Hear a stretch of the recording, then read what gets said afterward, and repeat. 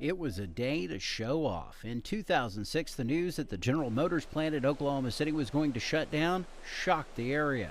2 years ago, Oklahoma County voters approved a bond issue to purchase the plant and to offer it to the Air Force for its use. Being close to Tinker Air Force Base made it attractive enough for the military to accept the offer, and just a few months after the lease signing, the building is now operating as the Tinker Aerospace Complex.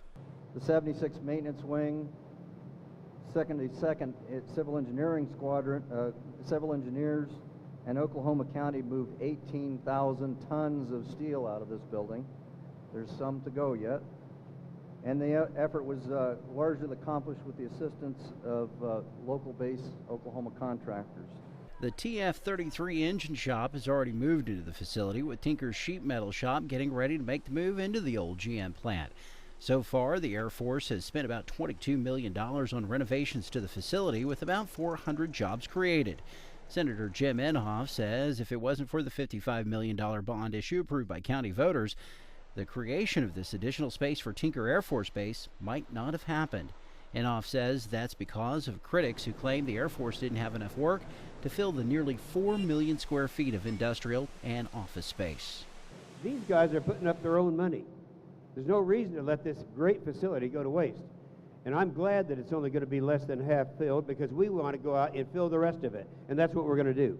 By the end of this year, Air Force officials say the Tinker Aerospace Complex will have 4 operational units and house about 800 employees. They're also expecting to hire another 500 workers sometime next year. The move allows Tinker to update its facilities. Some of the buildings that we are vacating here on Tinker because of this facility here gets us out of some really horrible conditions, and we need to do that. We need to demolish those buildings. That's now enabled by this facility. Leaders are expecting the facility and private industry to bring new jobs.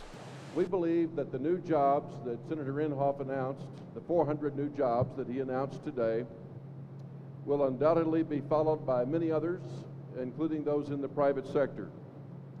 However, those announced today promise an annual payroll in excess of $25 million. Vaughn says the steel and other materials salvaged from the conversion of the plant have generated around $250,000, money which will go to help retire some of the bond debt used by Oklahoma County to buy the facility. From Oklahoma City, Jason Doyle, the Oklahoma News Report.